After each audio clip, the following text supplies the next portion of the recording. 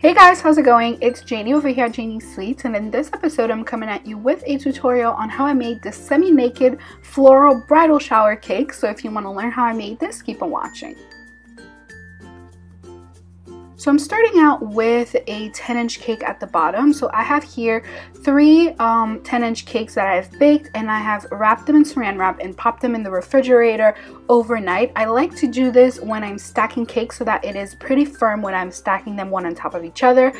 So I'm just going to cut off the dome at the top and then drizzle it with simple syrup.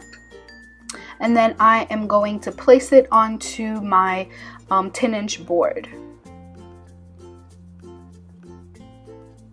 Now once I have it secured on there, I am going to dam the sides with just regular vanilla buttercream. If you want a recipe to how I made this buttercream, you can check it out. The video is going to be in the description box below. And then in the middle, I'm putting cannoli filling. And I'm going to link for you guys a recipe that I followed to make this cannoli filling. Now I'm just going to use my offset spatula to level everything out.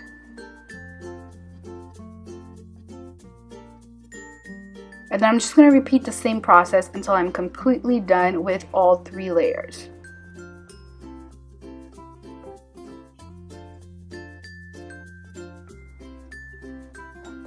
Now at this point, if I was going to ice the cake smooth, I would cut off the sides of it. But right now, I actually want to go for a semi-naked look. So I actually want some of the cake to show up on the side of the icing. I'm just going to take my offset spatula and then very roughly pass it on the outside, because I want some of the cake, like I'm telling you, to show on the sides. And I'm just going to level the top with my offset spatula. Now I'm going to pop this into the refrigerator to set for a little bit, and I'm going to do the same thing to all three of my tiers. Once I was done, I'm going to use my hot glue gun to glue on 2 pieces of cardboard, just to make it a little stronger. And then using craft glue, I'm going to glue on it a piece of construction paper. Now this is just an easy way to cover your board. You don't have to use fondant, and you also don't have to use royal icing or anything like that. You could just use regular construction paper and glue it right on there. And once I was done, I'm going to use this glitter rhinestone ribbon, and I'm going to cut it to size and then glue it all around the edge of the board.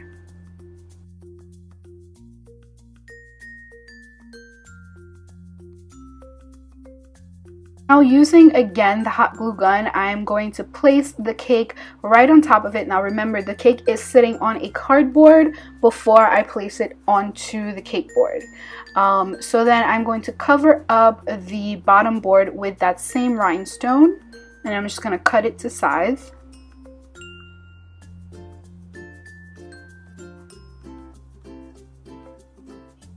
And then I'm going to dowel the bottom tier with just flat bubble tea straws.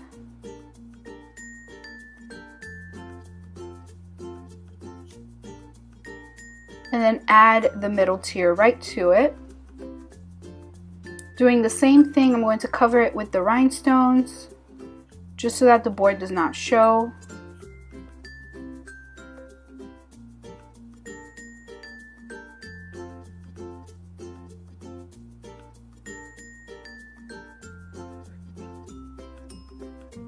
And then repeating the same process for the very top tier.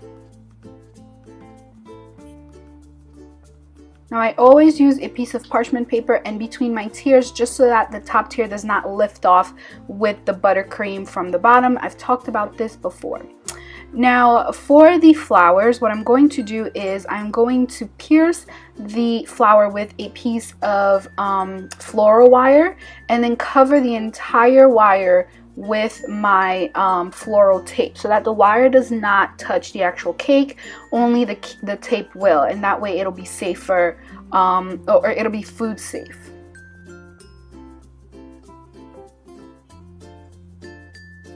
So continue piercing your flowers, twisting the wires together, and then twisting the tape around the wire until you're happy with how the flowers look.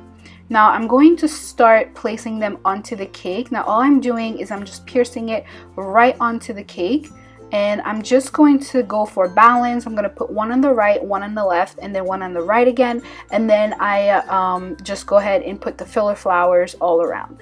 And that's how I like to decorate, just for visual, just for the aesthetics. I like to have it a little bit more symmetrical, but you can definitely make it cascading, putting it however you feel is going to look best. This is your design, so you could just go however you want.